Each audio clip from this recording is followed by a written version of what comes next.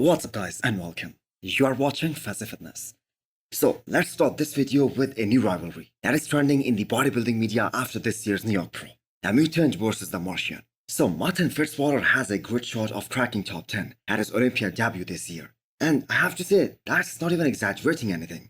The 2-point victory of Nick Walker over Martin has made people talk a lot about this topic. Now, if Nick Walker would have smashed the whole lineup at this year's New York Pro, we would not be having this discussion. But when the margin of victory is so small, the people are obviously going to talk about it. So based on Martin's superior structure and all the improvements that he was able to make in the last 1 year or so, predictions are being thrown out there that Martin might place higher than Nick Walker at his Olympia debut. Now, do I agree with that? Absolutely not. I do not agree with that at all. Nick Walker is still a superior bodybuilder in terms of the mass, the muscularity, the freak factor. And at the end of the day, this is open bodybuilding we are talking about. And these things matter. Now, Nick Walker on the other hand still believes, and he is confident as hell, that he has a solid chance of winning this year's Mr. Olympia title.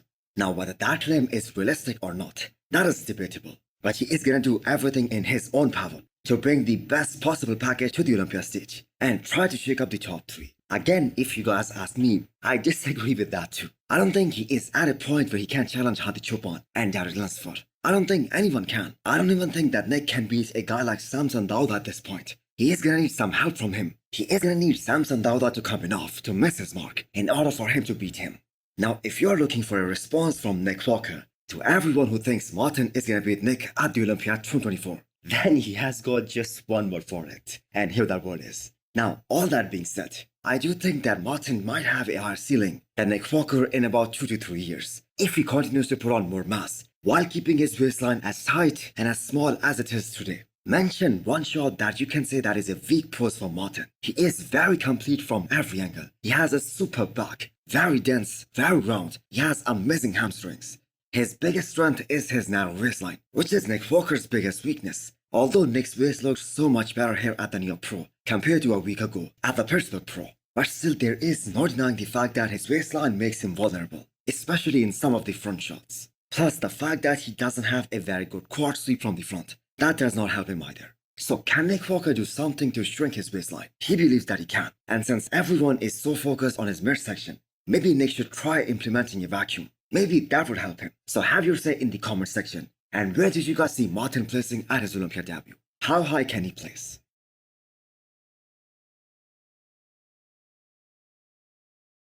So Martin Fitzwater not doing California Pro isn't a surprise at all, since he had already announced that he was shutting it down after this year's New York Pro. He is gonna take a break, rest, let his body recover before starting the Olympia prep.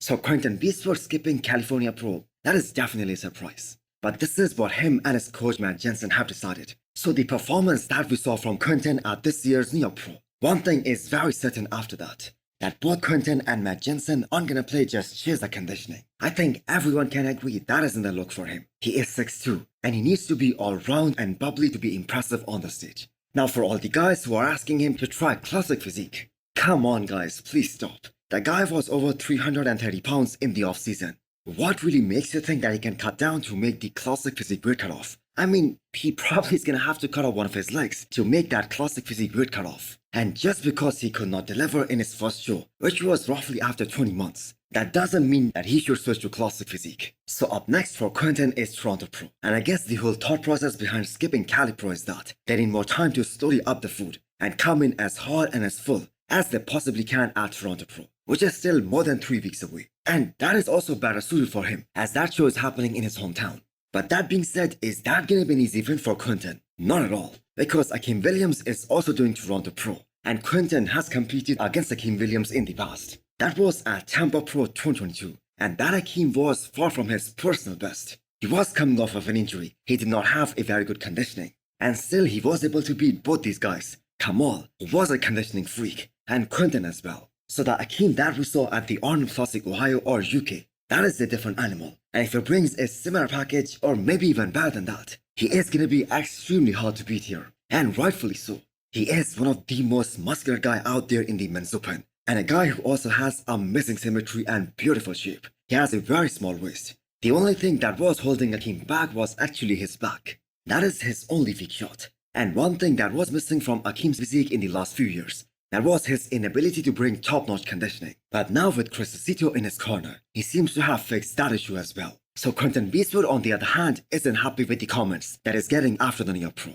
As I said earlier, the classic comments are totally rubbish, and they don't make sense at all. While pointing out the fact that he still isn't big enough, he doesn't have enough mass on his frame. That is a reality. I still believe he is one of the most aesthetic guy out there, but he still needs more thickness, more density, more mass. So let's see what he can do at Toronto Pro in 3 weeks' time, as he is still very confident that he can turn things around.